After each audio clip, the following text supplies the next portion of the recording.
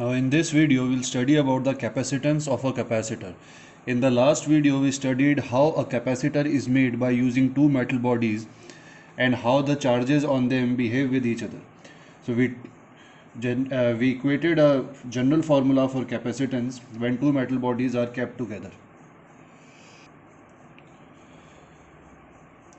We calculate that if in a capacitor, if both the conductors are given equal and opposite charges, or equal and opposite charges are induced on them, then electric field will exist between them, between these conductors, and the capacitance will be given by C equals to the charge between them, the charge on them, divided by the potential difference between the conductors. So this was a general formula that we did.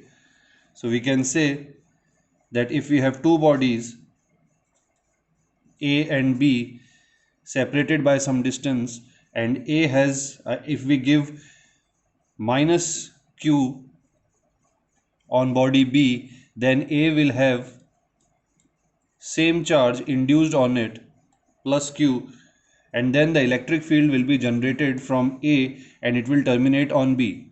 So this will be the electric field from A to B. Because of this, the body A will have a potential say V plus and body B will have a potential say V minus. Then according to the formula that we discussed in last videos, this formula, then C will be given as Q, that is the charge, and the potential difference between the conductors, that is the V plus minus V minus. So remember this formula. This is the most basic and most general formula for the basis of the capacitors that we are going to study ahead. So for this, let us start with the first shape of capacitor, which is a spherical capacitor.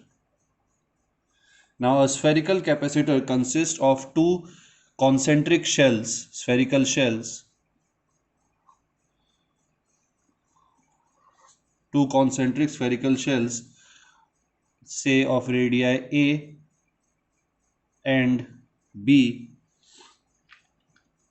Let us say that the inner surface, the inner shell is A and the outer shell is B. Now in this case, if minus charge is given to the outer surface, then a plus Q charge, if it is minus Q, then a equal and opposite charge plus Q will be induced on A. Now because of this, the electric field will originate from the surface of A and will terminate on the surface of B. So this will be the direction of the electric field from A to B. Now in this case, capacitance of the region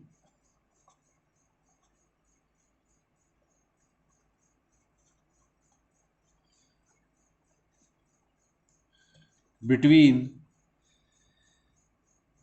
the two shells can be given by C equals to Q, that is the charge, upon the potential difference. So potential difference between these two conductors will be equal to VA minus VB.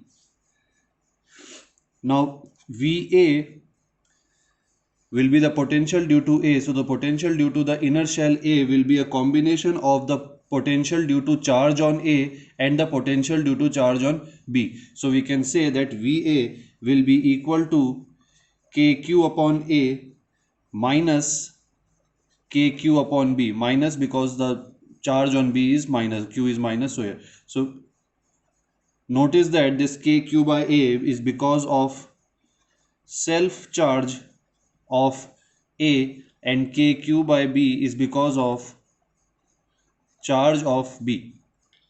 So this will be the value of VA. Similarly, the value of VB can be found out. Now since B is the outermost shell, is the outer shell, so because of the charge of A, the potential on B will be equal to KQ upon B. We always take the outer radius for outer surfaces minus its self charge, which is equal to minus kq upon b. So this will become equal to 0 and the value of C will be equal to q upon VA, which is kq by A minus kq by B. Now if we solve this, we will get this expression. We can substitute the value of k as 1 upon 4 pi epsilon naught. So we'll get the formula C equals to 4 pi epsilon naught AB upon B minus A. So this will be the capacitance of this spherical capacitor. Now if we say that we fill this medium, we fill with the space between the two capacitor with a dielectric of dielectric constant epsilon r.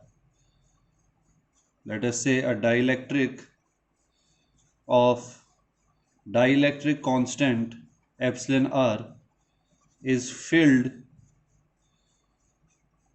between A and B, then in that case the capacitance will become equal to 4 pi epsilon naught epsilon r AB upon B minus A. So this will be another formula when there is a dielectric present. Or this is the formula when there is no dielectric present and there is free space between the two shells, and this will be the formula when there is a dielectric of dielectric constant epsilon r is present between the shells.